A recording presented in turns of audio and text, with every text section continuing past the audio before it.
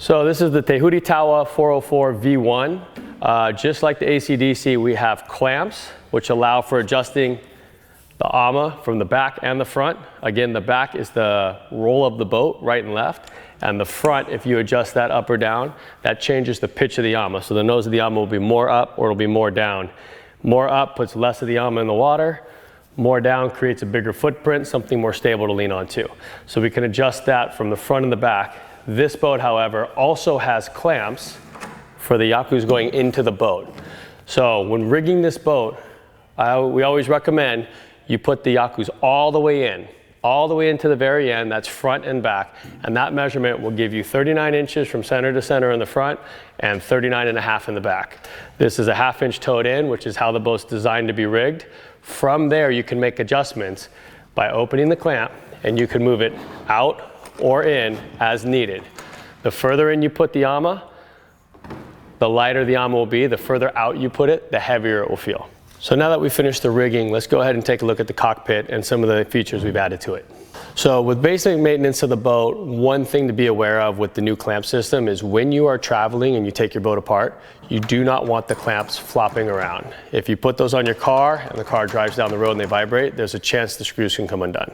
So whenever you unrig your boat, make sure you clamp it back tight so it'll be there when you get to where you're paddling.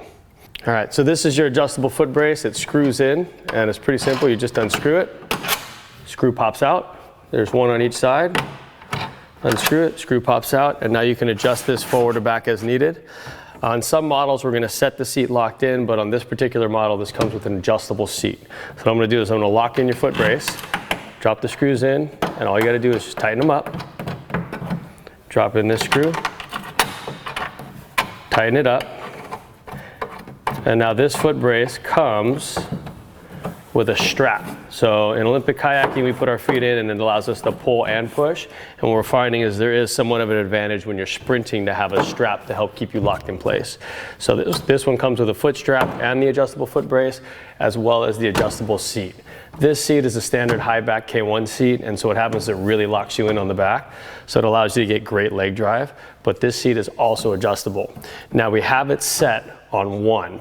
Every time we set this on 1 or 0, this is the center of the boat where it's recommended that you sit in order to steer the boat the best. However, we do recognize some people paddle sitting up really high, so their weight shifts back. Some people paddle bent over forward, so their center of gravity will shift forward. So there is an option, and there's 4 screws on the seat where you can pull the screws out and you can actually adjust the seat. Again, we recommend 0 or 1 as a setting for your seat, because that is where the design of the boat steers the best. But when testing these boats, we found some people like to be a little bit further back because they're taller, helps them steer the tail a little bit more. Some people need to be further forward because they're short. But the idea is start on 0 and we adjust from there. And again, the seat is 4 screws, the seat adjusts, and in the future there will be options to put different seats on here. So if you like a low back or versus a high back, we can order those different.